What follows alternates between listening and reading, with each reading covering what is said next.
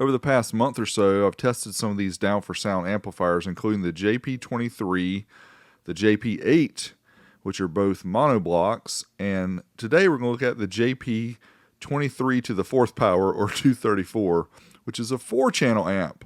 We're going to find out how this thing works and see what kind of power it puts out and all that good stuff. So if you go to the Down4SoundShop.com website, you'll see the Down4Sound amps right here on the front page. If you click them, you'll be brought to the page where you can see the JP234 for $309.99, or you can get a combination with the JP23 for $599. That's actually a really good comparison price there, putting them both together, saving like $60 between purchasing them alone. But here we have the JP23 to the 4th. We're going to take it out of the box and we'll take a closer look and find out what's inside. Alright, so with the 4-channel model, you get owner's manual. Again, read me first or not, but still, read me first. A little bit of audio control humor. Gotta love that. So check out the power. 4 ohms 234 by 4, 2 ohms 334 by 4, bridged at 4 ohms 740 by 2. So you could use it 3-channel mode, 234 by 2 plus 740 by 1. And there's some additional things here. 95 dB signal to noise ratio, 120 amp fuse, just like the JP8. Good job with the manual. Very simple. See what else comes with it. So once again, Alan has given up his keys so that we can tighten down the speaker and positive and ground terminals. Thank you, Alan. You big dummy! And here is the Down4Sound JP23 to the 4th, or is it 234? I have to get some clarification on that, because you know there is a JP23 that is the monoblock, which was their very first amp. Now, at the time of this video, they have 3 models. So let's take a closer look at the inputs and outputs on this amp. Alright, here you can see the power ground remote terminals. Those are 4 gauge for the power and ground, about 8 gauge for the remote. Then we have power protect and clip. Then we have the speaker terminals. It looks like they are channel 1, channel 2, channel 3, and channel 4. So those are not the over and under connections like some of the 4-channel and 5-channel amps have. Let's check the other end.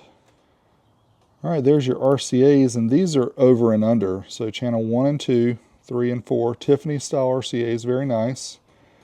Gain controls. Channels 1 and 2 are on the top.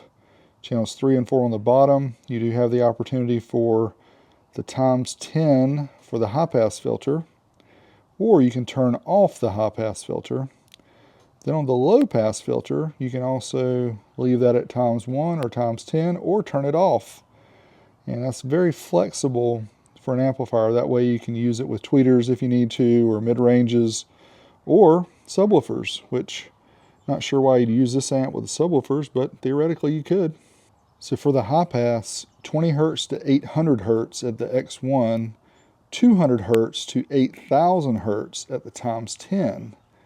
That's for the high pass. For the low pass, 50 Hz up to 800 Hz, or 500 Hz to 8 kHz, depending on the ×1 or ×10 switch.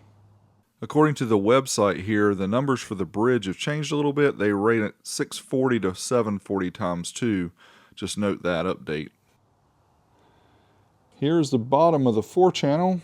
Again, this one has the plexi bottom as well. It does not have an active fan, but you can see the components, which is super cool. Down4Sound branded caps.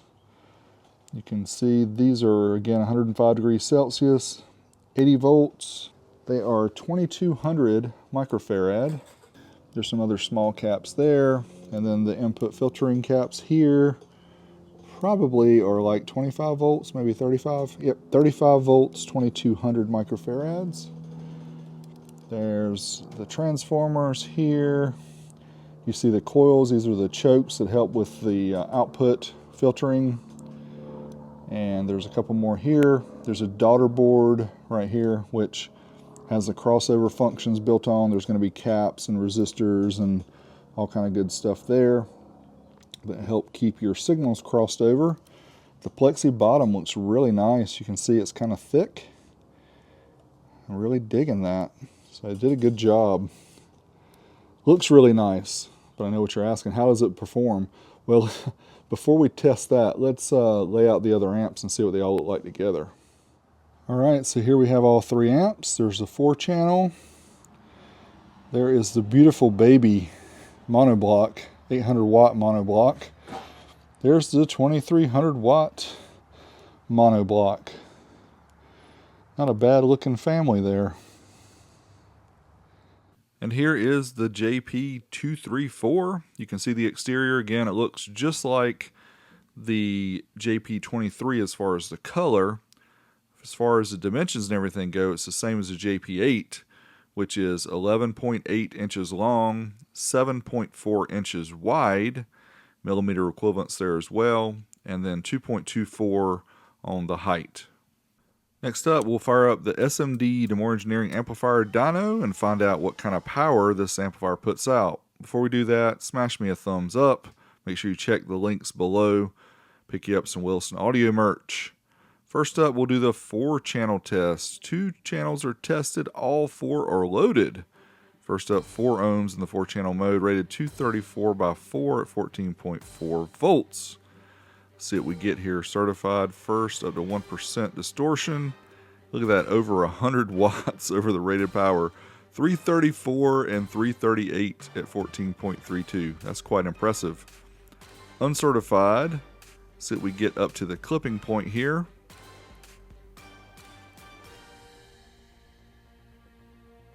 And 338, 340. So again, well over the rated power by quite a bit. I think they need to look into the ratings here. They could rate this thing 300/4 pretty easily, but that's why we test it here, so you guys know.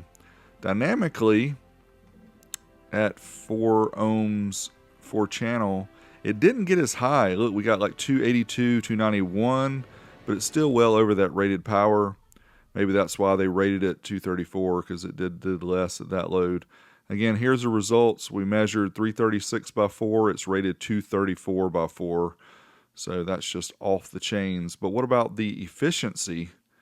We measured 95.3% efficiency at 4 ohms. That is fantastic.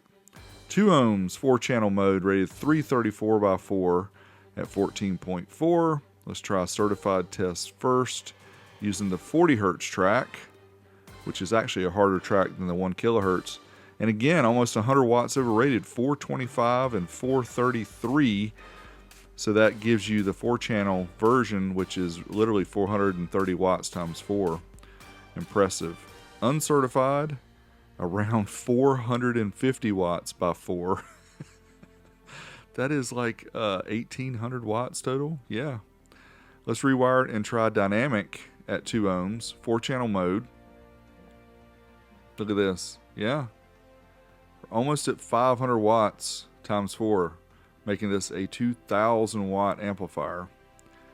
We got 490, 481. We just kind of averaged those two to find out what the real numbers are. So certified 429/4, uncertified 450, dynamic 486/4, rated 334/4.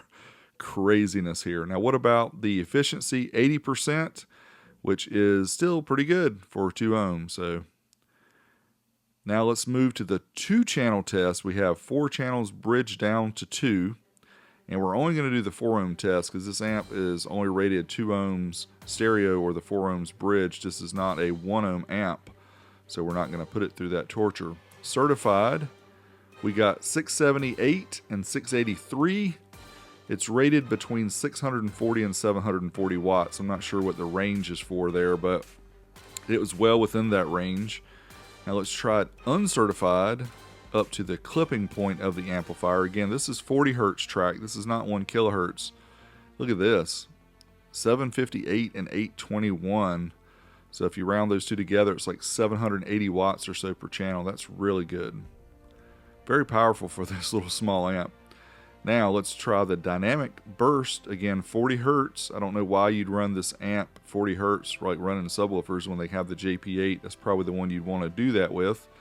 But again, the amp does have headroom, and we got almost 900 watts times 2 here at 14.4. Let's recap those measurements, those results. Measured well over the rated power. So pretty impressive across the board with this amp. But what about the efficiency? How did it do 4 ohms bridged efficiency? 75.5%. So that's right about what we would expect. As far as the results go, you pretty much just saw that, but here is the dyno sheet. If you want to pause it and print it out or whatever, you can see the results of how the amp performed. So I kind of showed you the insides of the amps earlier in the video, so what I'm going to do here is just show you some cool shots, cool video, and let you listen to some awesome music, and I'll be back.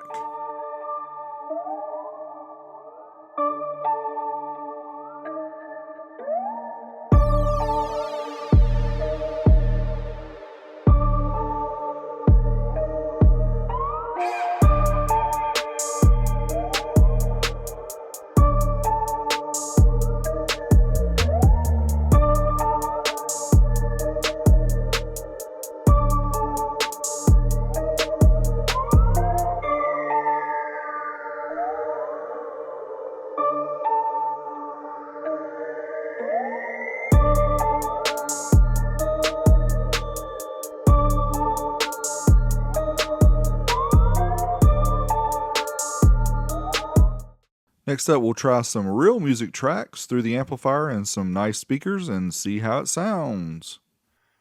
All right, JP234, we have 2 channels going here to the ELAC bookshelf speakers. And then we have 1 channel bridge going to the 4 ohm Infinity Perfect 12 VQ. Here's the amp. Let's try it out, see how it sounds.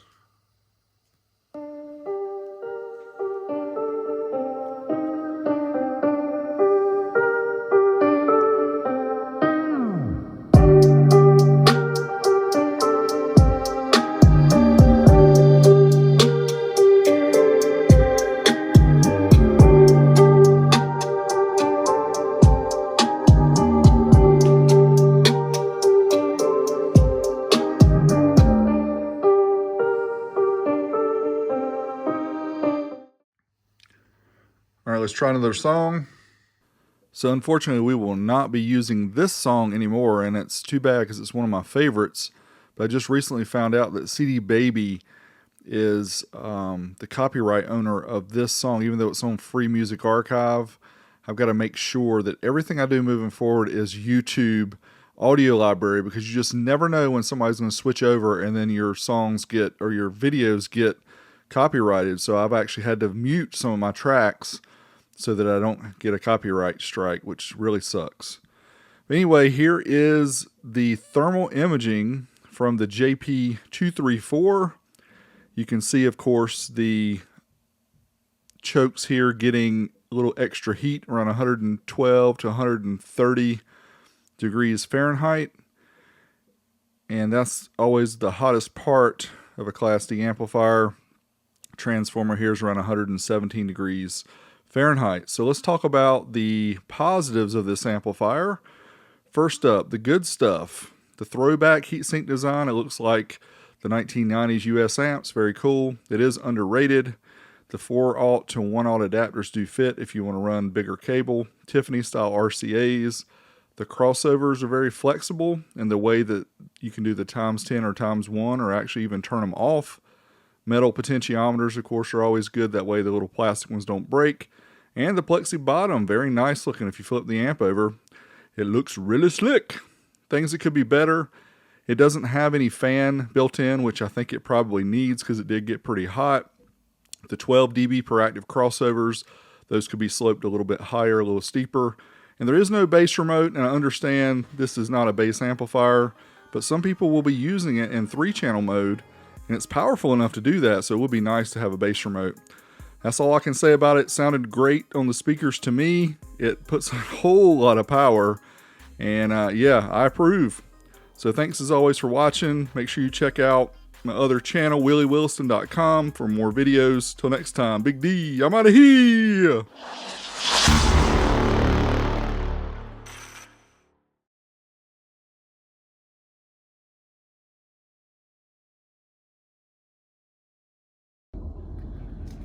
Old School SPL run kicker X50S. This is the 0 to 50 watt.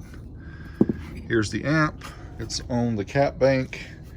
There's the one wire going from the amp into the quad box. Sorry, the lighting is not going to be good, so it's probably going to be grainy. There's the quad box wired to 1 ohm. All the windows sealed up.